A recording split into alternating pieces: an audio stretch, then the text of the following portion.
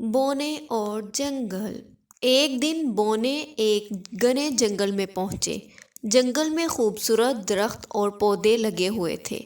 Bono ने कहा, कितनी अच्छी जगह है, हम यहाँ अपना घर बना लेते हैं। यहाँ खाने की हर चीज़ मौजूद है और यहाँ नींद भी अच्छी आएगी। बोने वहाँ घर बनाकर रहने लगे। लेकिन एक दिन बादशाह के आदमियों ने जंगल के दरख्तों को काटना शुरू कर दिया। जंगल उजड़ने लगा। परिंदों ने अपने घोंसलों को छोड़ दिया। बोने जंगल की हालत देखकर रोने लगे।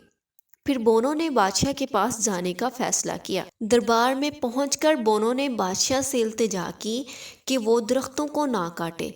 दरख्त हमारी ज़रूरत है, हमें खुराक और साफ हवा देते हैं और मौसम की सख्ती से भी बचाते हैं। बादशाह ने इनकी बात नहीं मानी और जंगल के कई दरख्त काट दिए। बोने बहुत उदास थे। जंगल ख़त्म हो गया था। फिर वहाँ सैलाब आ गया। जंगल ना होने की वजह से सारा पानी बादशाह के महल में आ गया। बहुत नुकसान हुआ। बादशाह को बोने की बात याद आई। इसे समझ आ गया जंगल क्यों ज़रूरी है।